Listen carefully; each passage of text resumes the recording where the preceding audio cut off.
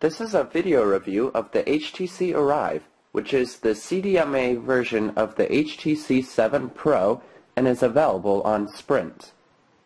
The HTC Arrive can be purchased at the usual price of $200 with a 2-year contract. The phone will require one of Sprint's data plans, but their data plan includes free telenav GPS navigation, which works quite well and is an incredible offer compared to paying a ridiculous monthly fee to use it on T-Mobile. The phone's hardware is pretty appealing, but the phone is quite thick compared to modern smartphones.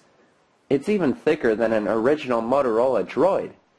However, it is a little thinner than the older HTC Touch Pro 2, which is nice.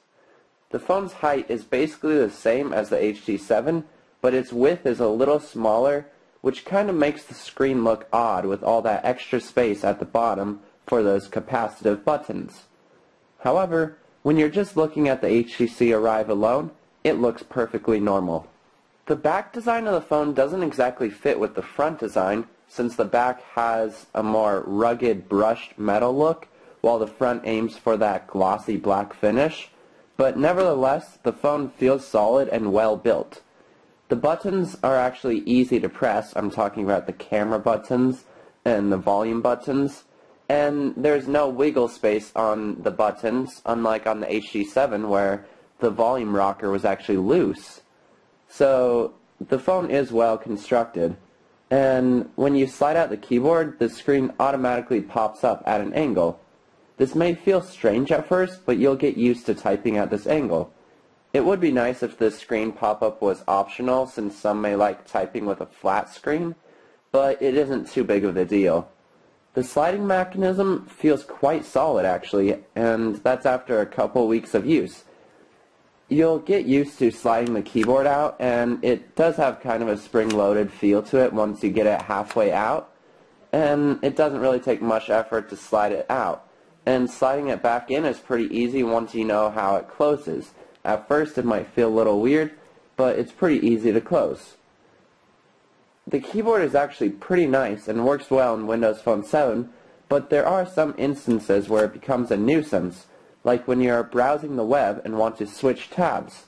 To switch tabs, you have to close the keyboard, tilt the phone upright, then click the Switch Tabs button, and then slide the keyboard back out, since Windows Phone 7 hides all those extra buttons while in landscape mode on the browser.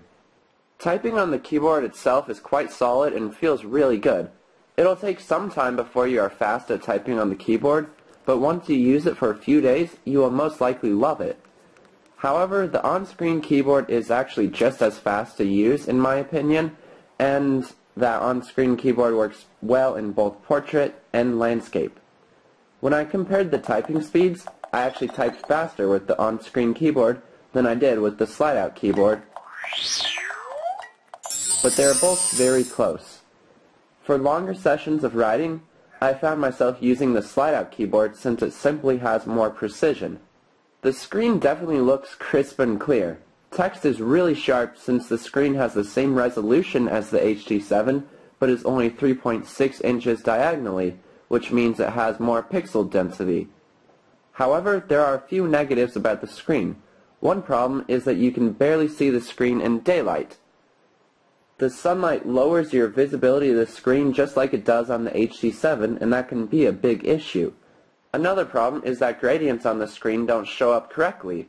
The phone software must be set to 16-bit instead of 32-bit, since gradients are showing up choppy instead of smooth.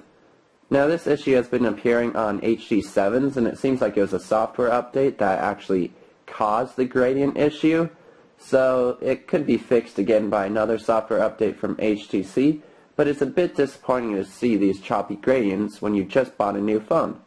Otherwise, the display is vibrant and sharp. The HTC Arrive comes preloaded with Nodu, so your games load fast and the marketplace doesn't crash. This also means that you have copy-paste out of the gate. Copy-paste works extremely well, and actually made my Android using friend jealous, since it's so fast and simple to use. The slide-out keyboard also includes arrow keys that let you navigate the cursor, which is a great touch since placing the cursor right where you want it can sometimes be a challenge in Windows Phone 7. The camera on the HTC Arrive is only a 5 megapixel camera, and it only takes decent pictures. It definitely won't replace an actual camera, but it does the job when you just need to take a quick picture, and it looks good for uploading some pictures to Facebook or simple things like that. It still, however, suffers from the usual HTC camera problems, which is that it can't record a video at a decent frame rate when you're in an area with lower lighting than usual. So unless you're outside or in a daylight lit room, the frame rate will be ridiculously reduced.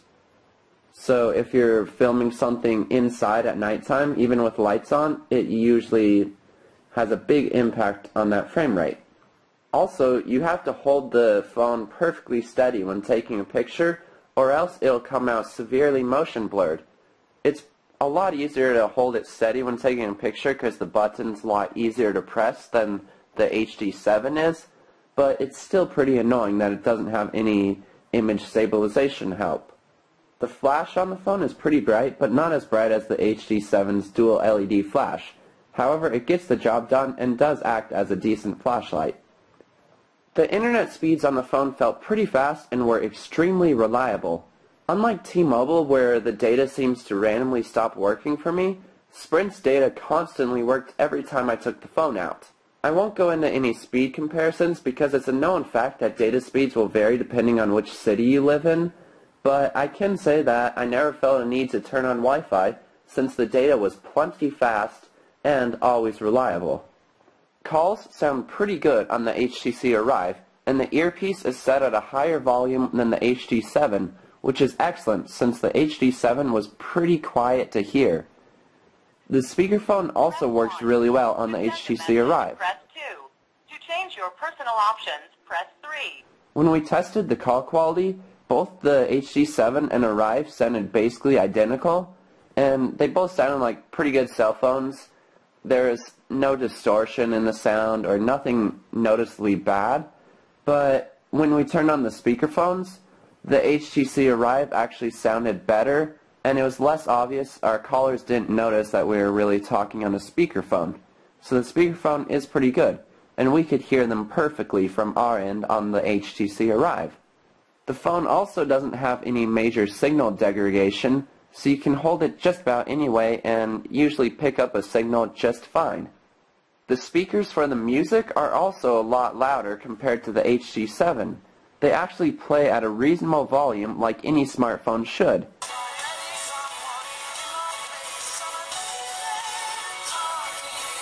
Music also sounded a lot better quality-wise through the HTC Arrive than it did with the HD7, and it sounded better through the speakers itself and also through plugging it into some wired speakers.